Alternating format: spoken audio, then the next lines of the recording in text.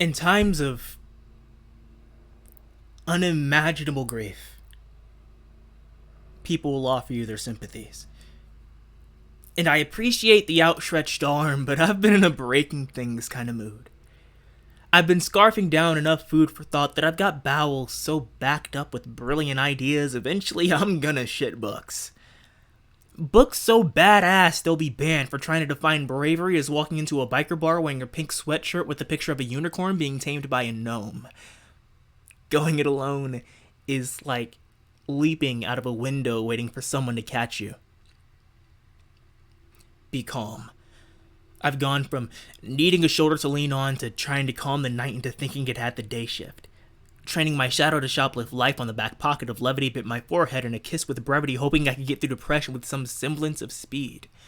But the live camera feed is on a 24-hour delay, so I keep reliving the worst parts of yesterday in slow motion.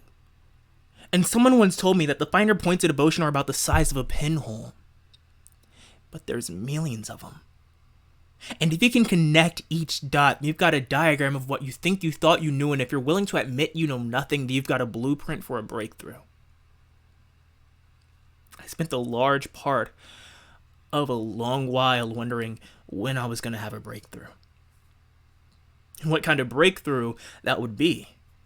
And what I realized is that to discover the thing you're brilliant at, you first have to endure realizing all the things you're average at.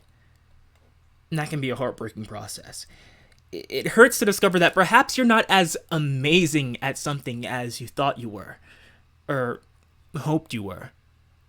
Turns out I am a shockingly below average Batman. It's okay. I've come to terms with it. I accept that there are things that I will always want to do better. And it's that want that makes me try. This isn't to say there haven't been hurdles. Growing up, I always wanted to be a better student, but ultimately, I spent more time surviving school than I did participating in it. See, my experience with problem solving was much different and more severe than trying to figure out who had how many apples left after giving away how many to whom. My problems went something like this. If the bus leaves school at 3:40 p.m., but Shane decides to walk home and is able to leave at 3:10 p.m. because he was smart enough to empty out his locker before the last class, will the 30-minute head start give him enough time to get to the path behind the arena before the three boys he was hoping to avoid by taking the bus spot him and exit the bus early to follow him home and make his life miserable? Sometimes I can make it, other times I was not so lucky. The problem was there were too many variables, too many unforeseen circumstances that prevented me from making a clean escape every day. From stoppages in the hallway by other students to teachers asking me to clean their blackboards, precious seconds being eaten up by random obstacles. Turns out the solution to that problem was to find an empty classroom and stay there until all the buses had gone home. Suddenly the word "stay in school" took on new meaning in greater depth. And it wasn't so bad. It gave me a chance to finish my schoolwork, and I could walk home in relative peace. It also led to one of the greatest discoveries of my youth. The library. Growing up, the first friends I ever made were in the library. And here's an interesting fact about those friends. I've never met a single one. But they were there for me. Like doctors making house calls, doing their best to give me the right medicine at the right time. Henry David Thoreau wrote, "The price of friendship is the total surrender of yourself. No lesser kindness, no ordinary attentions or offerings will buy it. There is forever to be made that purchase with that wealth that you possess, yet only once in a long while are you advertised of such a commodity." I made words my friends. In 5th grade, my entire life looked more like an escape plan. It was Richard Adams and Watership Down that gave me hope. All the world will be your enemy. Prince with 1,000 enemies. And when they catch you, they will kill you. But first, they must catch you. It was that 3-letter word. But first they must catch you. It meant that in the face of a towering impossibility, there was still a chance. In 8th grade, and I was being called ugly more often than I was being called by my name, it was Marjorie Williams and the Velveteen Rabbit that taught me about beauty. Specifically the scene where the skin horse talks to the rabbit about the process of becoming real. "It doesn't happen all at once," said the skin horse. "You become. It takes a long time. That's why it doesn't happen often to people who break easily or have sharp edges or have to be carefully kept. Generally, by the time you are real, most of your hair has been loved off, your eyes drop out, you get loose in the joints and very shabby. But these things don't matter at all. Because once you are real, you can't be ugly. Except to people who don't understand. I wanted people to understand me. Be who you are and say what you feel, because those who mind don't matter, and those who matter don't mind." Dr. Seuss. I had safe passage aboard that friendship, and I continue today making new friends. Leonard Cohen, Jeanette Winterston, Sherman Alexie. I've never met these people, but their words help me to look at my own world differently. And in a subtle way, they let me... And in a subtle way, they let me know that there's a big bang happening inside of my head. An imagination exploding forever outward. I became a kind of map maker, charting new landscapes that sprouted up in the emptiness like chains of islands growing into continents, new landscapes that needed exploring. I started creating my own worlds. I started writing. I kept little spiral-bound notebooks, scrapbooks for silly ideas and horrible, untested pickup lines intended for girls I would never speak to. Example, written at age 12. "You're the type of girl who would join band and take up an instrument like the theremin just so it wouldn't feel left out or lonely. I feel both left out and lonely. Perhaps you should take up me?" Or, written at age 14. Slightly less sophisticated, but perhaps a little smoother. "You're so sweet. You could give cake diabetes." None of this was brilliant. It was not beautiful poetry or gripping prose, but I loved doing it. I loved the hope that I could say something like this to someone and have them understand it. What it really means is I like them enough to risk embarrassing myself if it means there's even a chance that they'll smile. I wrote every day. Nothing concrete, vague wonderings. Example, if life gives you lemons, find the person that life gave sugar to and form a team. Then find the person that life gave water to and be a gang. A sweet, refreshing gang. It's a 10th grade philosophy. But just when my thoughts and ideas were starting to come together and form structures, I stopped writing. Fear. Fear brought me back to my corporeal world. My grades started to drop, and I was scared. I was held hostage with the idea that if I didn't get into a good school, then if I didn't get good grades, then I'd never get into a good school and thus never get the job I want. I was held hostage with the idea that if I didn't get good grades, I'd never get into a good school and thus never get the job I want. I fell into deep depression, sick with worry, wondering what kind of life I'll have if I wait too long. They made it seem like if I didn't hurry up and plot my trajectory, then all the good lives would be taken and all I'd have left to choose from were the scraps. What I learned about depression is this. If you keep your eye on depression and back away, spacing yourself farther and farther, but all the while watching depression shrink in the growing distance, when that tiny speck of sadness vanishes from sight completely, it's as if at that precise moment, your periphery will catch two hands reaching up from behind you to cover your eyes, and you will hear a small voice whisper, "Guess who?" Depression can be a kind of loop. Depression can be a kind of loop. Depression can be a kind of loop playing over and over again. A lot of the time, we tend to bookmark our pain so we can come back to it later, hoping that it will hurt less with each reading.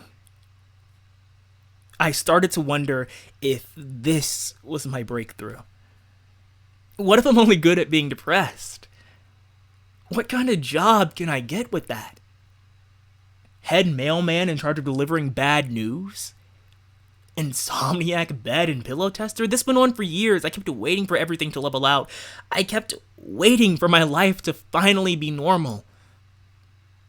One day, at one of my lowest points, my grandmother came to me. I was raised by my grandmother, and she could see that I was struggling. And she came to me with a stack of books that I'd written in, and she said, "Oh, here are your diaries."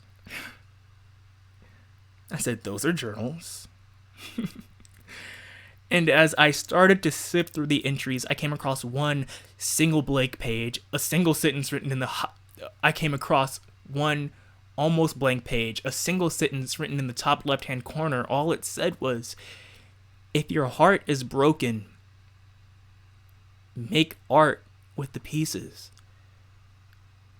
I couldn't believe that something I'd written turned out to be the right medicine at the right time. I kept reading. I was rediscovering myself. A lot of it was grim, but there was still silliness to it. Example. Today, my teacher asked me if everyone else jumped off a bridge. Would you? I said, no.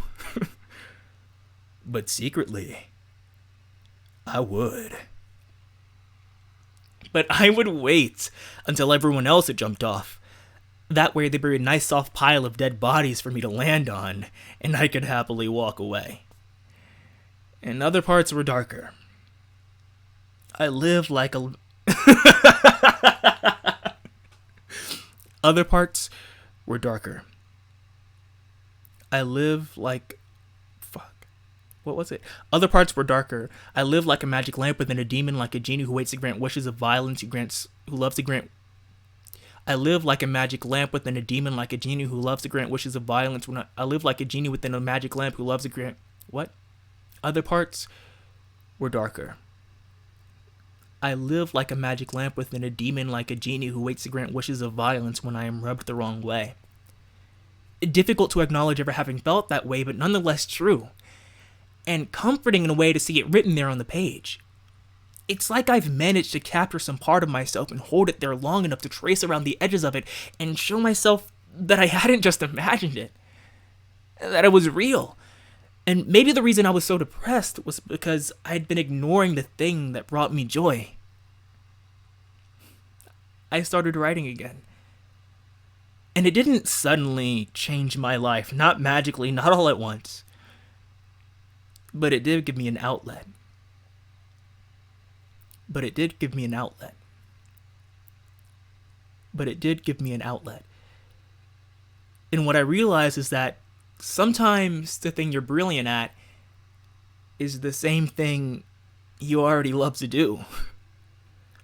Of course, not all of these things are going to have real-world applications. No one's going to hire me to sit around and write shitty pickup lines. It's tough to get that job in this economy. But I started to put my thoughts and ideas into structures, short stories, screenplays. There was no guarantee that anything was ever going to happen with my writing. I was quoted the odds of success over and over again. Warning, a career in writing will lead to constant rejection and poverty. But I couldn't help but see the positive. Warning, continued dreaming may cause serious results. I grew up in a school that said, if I can't succeed in the system that's laid out for me, then my life will be unremarkable. And I believed that. That's what I was taught. I was taught to believe in limitations. That I must color inside the lines, that I must connect the dots in numerical order, and that's fine. If all you want is a picture of an octopus.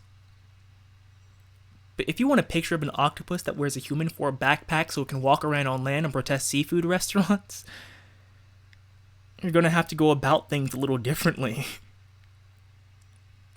What I really learned in school is nothing new. Education has to evolve. We live in a constantly changing world, and in that world, systems break because they are rigid and unbending. If we spend our lives trying to adjust to something broken, we break ourselves in the process. All I did was learn to make art with the pieces. And in finding a way to make those pieces fit, I learned one very simple thing about myself. I'm happiest when I'm happy. And no matter what I choose to do, I have to leave room for the things that bring me joy. There has to be joy. To offset all the cruelties we will encounter, there must be a reward for our endurance. And we're gonna lose people.